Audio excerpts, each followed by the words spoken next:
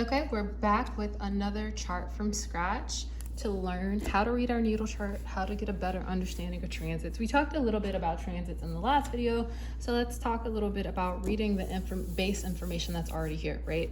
Base information mean where was everything at your moment of birth? Where were the stars and planets and asteroids when you were born, aka your birth chart itself? We might overlay a little bit about transits in here too, just so you can start looking at how transiting planets interact with natal chart planets, because there's two types, right? There's two whenever we're thinking about astrology. There's natal planets and transiting planets. And so what is the difference? Oh my God. What is the difference? A transiting planet is like current. Where is the planet currently in the sky? A natal planet is what it sounds like at birth. Where was that planet when you were born at birth, right? And so when we're looking at natal chart interpretations and how to get astrological predictions, all of that, we are comparing natal planets to transiting planets. But let's take a look again. We are not artists. Well, I'm an artist, but I'm not I don't draw things. This is not my art. I play piano and I sing, and I'm good at that, and I don't need to learn. Anyways, so just imagine this looks beautiful. This is our beautiful night sky, because that's all the natal chart is. First and foremost, it's the night sky. We just draw a circle around it so we have a better understanding of where everything is positioned. So here's our beautiful. This is the entire galaxy. It's gorgeous. And so let's go ahead and draw a horizontal line so that we can get our northern and southern hemisphere, right? We also observed the west and eastern hemisphere as well, but we started with, top external and internal, southern and northern. So let's just stick with that for right now. And so that's where we started. And so we talked about planets transiting this area, and this being external and public, and this being internal, and personal, right? And so we talked about transit, but let's talk about the planets that you're born with, right? And so let's say you were born with, say, your sun in the personal part of your chart. We're gonna put an S here so that we know that's the sun in the personal part of your chart. And so again, we don't even have to look at what house it's in specifically yet, because that's too advanced. We're beginners, or we're advanced people who want to impress people by being able to read a chart at a glance. And so we're like, hey, here is the sun in the northern hemisphere, because it's the reverse. This is southern, this is northern, in the personal internal part of the chart. And so if I know that my sun, because I know my planets, I know that my sun equals several things. Ambition. Isn't ambition Mars? Kind of. Just stick with me for a moment. We can talk about specifics later and why things kind of overlap. But for right now, ambition, goal setting, values. Isn't values Venus? Yes, but in a different way. Just let me get through it, okay? Values and who we strive to be.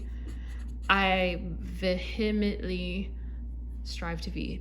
Abhor the definition of the sun as being personality. I think this is wrong. People aren't gonna agree with me. I think this is wrong, babes, because the belief that sun equal personality is the number one reason why people don't identify with the stereotypes that have to do with their sun. It's not your personality. It's what you strive to be. And there is the gap. And so if I had to give an example, so what is a stereotypical Virgo or Virgo sun? Organized, together, analytical, anal retental, all of the stuff. I am not only a Virgo sun, I'm a Virgo stellium, which is to say I have several planets in Virgo, several planets being ruled by the ability to be organized. I'm not going to show you, but if we were to turn my camera around and see my home, it does not look very Virgo. But because organized is a value of mine, something that I strive to be, I'm aware of the fact that I'm disorganized. It makes me uncomfortable, right? It's not that I'm actually really good. Your Mars has more to do with how you take action in this world, which a lot of times feels a little closer to personality than the sun. Your sun is just what you're measuring yourself against, if that makes sense. If I were, say, a Scorpio sun, I might not even be aware of the fact that I'm not organized the way that and in fact, I could turn this camera around and you could be like, Katie, there's nothing wrong with how your house looks. It might look normal and fine and organized for other people, but because Virgo is the standard through which I'm interpreting how I should behave and how I should move through the world, I feel like I'm disorganized if I'm not hitting a certain threshold. So it's more accurate to say that your sun represents your ambition, the goals that you set, the things that you value, and what you strive to be than your actual personality. And so because we know that's what the sun represents, what the sun is, and it's in the internal part of the chart. So at this point, we don't even know what sign this person's sun is in. We don't know what house it's in. We just know that it's in the northern hemisphere, which means personal and internal.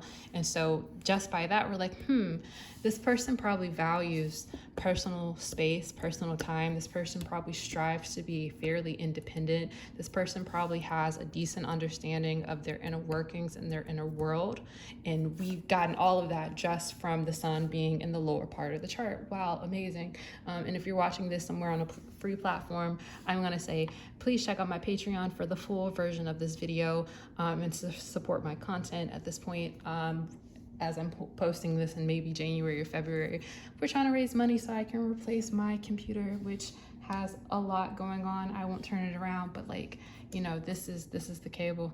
And in fact, I don't even think they make these anymore. My computer is very old. But I'm a remote worker and a content worker, so please consider supporting my channel through either subscribing on Patreon or sending me a coffee if this was helpful. Drop your comments below. If you're watching this from Patreon, let's keep